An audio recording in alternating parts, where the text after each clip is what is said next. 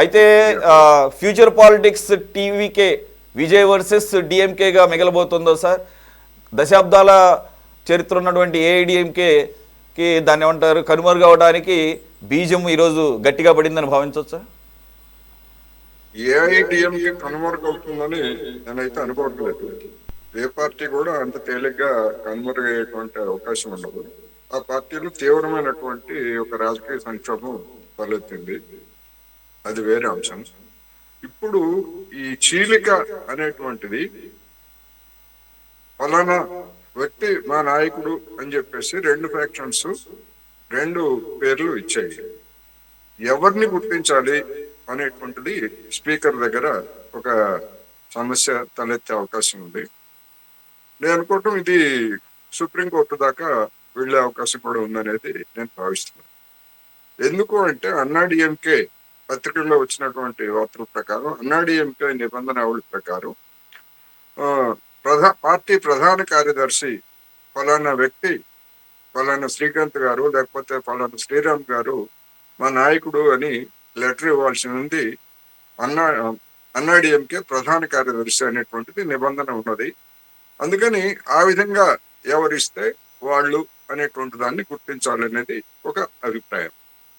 అయితే భిన్నమైనటువంటి రెండు క్యాంపులుగా విడిపోయినప్పుడు ఒకవేళ విప్ జారీ చేస్తే, ఇప్పుడు పళనిస్వామి విప్ గనక జారీ చేసేట్లయితే అది డిస్క్వాలిఫికేషన్ కిందకి వచ్చేటువంటి అవకాశం ఉంది. ఎందుకంటే 47 మంది సభ్యులు ఉన్న దానిలో ఈ యాంటీ డిఫెక్షన్ లాని తప్పించుకోవాలంటే 32 మంది కావాలి. 32 మంది లేరు, 30 మందే ఉన్నారు.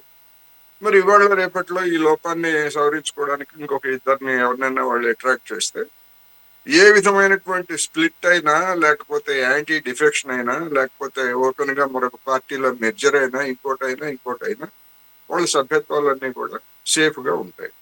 లేకపోతే ఇవి కోర్టులకు ఎక్కాల్సి వస్తుంది. అందుకని మరి వాళ్ళు రేపు జరిగేటువంటి 13వ తారీఖు జరిగేటువంటి బల పరీక్షలో ఒకవేళ విప్పు జారీ చేసి ఆ విప్పును ధిక్కరించినప్పుడు మనం అనుకున్నటువంటి ఈ దృశ్యాలన్నీ కూడా రంగంలోకి వస్తాయి. విప్పు జారీ చేయకపోతే ఎట్లాగూ ప్రభుత్వం సర్వైవ్ అవుతుంది, అదేమి ఓటింగ్ దానిలో. లేదా విప్పు జారీ చేయకపోతే గైర్హాజరు అయ్యారనుకోండి, వాళ్ళని ఎవరేం చేయలేరు. గైర్హాజరు అయితే వాళ్ళ సభ్యత్వాలకు ఏమీ కాదు. విప్పు జారీ చేస్తే మాత్రం గైర్హాజరైనా లేకపోతే దానికి వ్యతిరేకంగా ఓటు వేసినా గానీ యాంటీ డిఫెక్షన్ లా వర్తిస్తుంది. అందుకని ఇది ఒక సంక్లిష్టమైనటువంటి సమస్య. దాన్ని మరి అన్నాడీఎంకేలో జరిగేటువంటి పరిణామాలను బట్టి అది స్పీకర్ నిర్ణయానికి వెళ్తుందా, లేదా స్పీకర్ నిర్ణయం తీసుకుంటే దాన్ని సవాల్ చేస్తూ మరి సుప్రీంకోర్టుకు వెళ్తుందా అనేది మనం చూడాల్సింది. అదొక అంశం. అయితే సార్ ఇప్పుడు విజయ్కి ఇక దాన్ని ఏమంటారు భవిష్యత్తులో ఒక పూర్తి స్థాయి మెజారిటీ ఉన్నటువంటి ప్రభుత్వంగా ఎటువంటి సంకోచాలు లేకుండా స్మూత్గా సెయిల్ అయ్యే అవకాశం ఎంతవరకు? సార్ ఆడియో కోటేశ్వర గారు ఆడియో అండి. డిఎంకే వర్సెస్ టీవీకేనే అయ్యేటువంటి అవకాశం ఉంది. ఎందుకు అంటే 5 సంవత్సరాల పాటు అన్నాడీఎంకే కార్యకర్తలు, నాయకులు ఆకలితో ఉన్నారు, అధికార ఆకలితో ఉన్నారు కనుక టీవీకే విజయ్ రూపంలో అటువంటి అవకాశం వచ్చింది కనుక ఎక్కువ మంది అటువైపు చేరేటువంటి అవకాశం ఉంటుంది.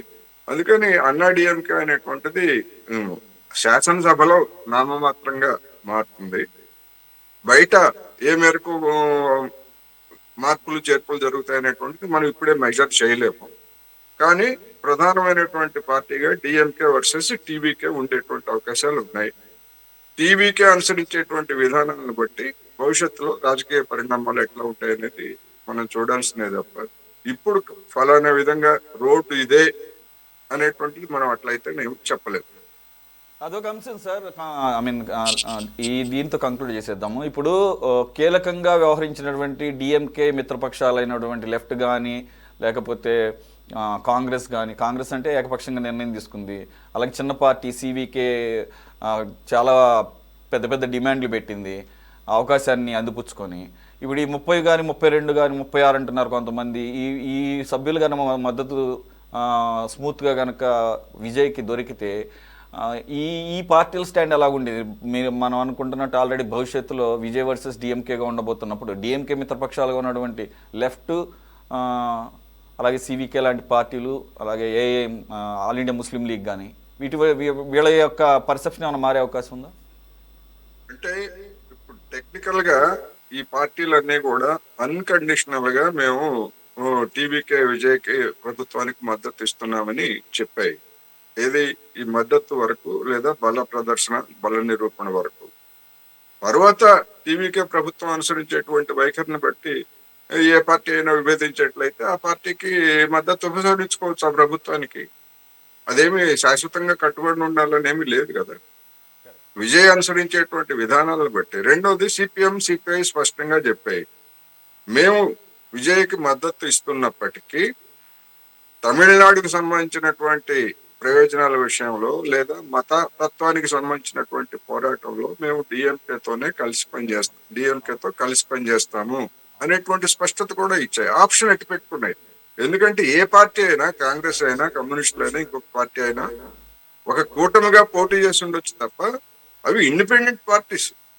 ఒకే గుర్తు మీద పోటీ చేయలేదు. ఒకే గుర్తు మీద పోటీ చేస్తే దట్ ఈస్ డిఫరెంట్ సిచ్యువేషన్.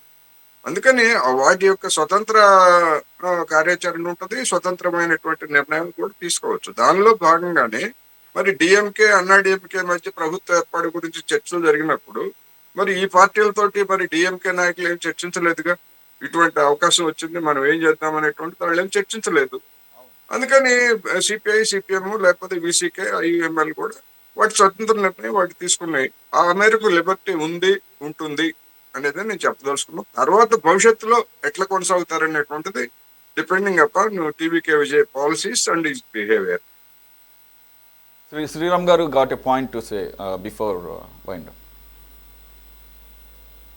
వీళ్ళు మిత్రపక్షాలు కాదండి. ఇవాళ ఉన్న వాళ్ళు ఎవరు కూడా మిత్రపక్షాలు కాదు టీవీకేకి. కేవలం ఇప్పుడు ప్రెసిడెంట్ అతను ముఖ్యమంత్రి అవడం కోసం మాత్రమే టెక్నికల్ గా ఆ లెటర్లు ఇచ్చారు తప్ప, అంటే అన్కండిషనల్ గా అనేది ఇచ్చారు తప్ప టోటల్ గా కండిషన్స్ అవన్నీ మేము డిఎంకే తోనే కలిసి పోరాటాలు చేస్తామని స్పష్టంగా చెప్తున్నారు. అంటే రేపటి నుంచి మేము నీకు వ్యతిరేకమే అబ్బాయి, ఈ ఓటింగ్ అయిపోతే ఆ మర్నాడు నుంచి మేము ప్రతిపక్షాలే అని చెప్పి కమ్యూనిస్టులు క్లియర్ గా చెప్పారు. కమ్యూనిస్టులు ఏ చెప్పారో వీసీకే కానీ మిగతా పార్టీలు కానీ అదే పనిచేస్తాయి. కాకపోతే ఏంటంటే ఇప్పుడు ఈ చీలిక వర్గం ఏదైతే ఉందో ఈ చీలిక వర్గమే కాపాడుతుంది. స్పీకర్ అనేవాడు రేపు కీలకం కాబోతున్నాడు. ఈ చీలిక వర్గాన్ని రేపు ఖచ్చితంగా గుర్తిస్తాడు.